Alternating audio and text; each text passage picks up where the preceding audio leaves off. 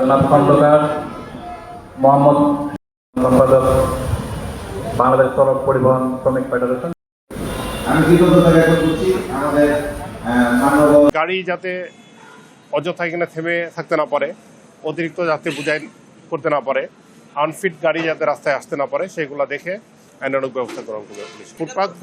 ফুটপাথগুলোকে অপসারণ করে ফেলার জন্য আজকে এই মিটিংয়ে আলোচনা হয়েছে। এখানে ফুটপাথ অপসারণের কাজ শুরু করে দিবে।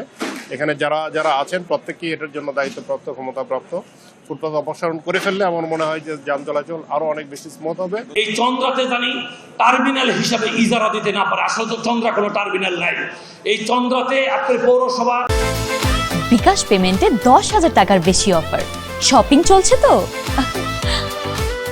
ইজারা দিয়েছে। এই দেখেন আপনারা ফুটপাতে দোকানদার কোনো প্রকার ফুটপাত দিয়ে মানুষ হেঁটে যেতে পারে না, এটা আমরা বন্ধ করতে পারছি। এটা আপনারা বন্ধ করবেন।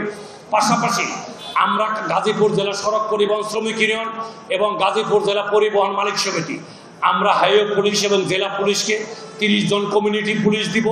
এই হাইওয়ে পুলিশের সাথে জেলা পুলিশের সাথে আপনারা যেভাবে কাজ করবেন আমরা নিজস্ব অর্থ এনে দিব। আমরা কমিউনিটি পুলিশের জানা দিব। আপনারা যেভাবে কাজ করাবেন যানজট নিরসনের স্বার্থে আমরা সেভাবে কাজ করব।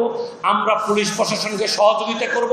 পাশাপাশি চন্দ্রা কলেজ থেকে আপনার ফায়ার সার্ভিস পর্যন্ত 1 কিলো রাস্তা না, এখানে আপনার 1000 কাউন্টার আছে। আপনারা প্রশাসনিক হস্তক্ষেপ করে এই কাউন্টারগুলো যদি বন্ধ করে দেন তাহলে যানজট নিরসন হবে।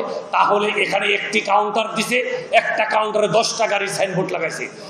আমি পরিষ্কার মেসেজ দিতে চাই, কাউন্টার বন্ধ থাকবে, কাউন্টার খুলবেন না। আর যেটা আমাদের এক্সপ্রেস লেন আছে, এই এক্সপ্রেস লেনে কোনো গাড়ি দাঁড়াবে না। আমাদের লোকাল যে লেনটা আছে এই লোকাল লেনে আমি একটি সারি আমি অ্যালাউ করবো, অর্থাৎ একটি সারিতে আপনি গাড়ি রাখেন। কারণ আমাদের গার্মেন্টসের শ্রমিকরা আছে, আপনি তাদেরকে উঠাবেন।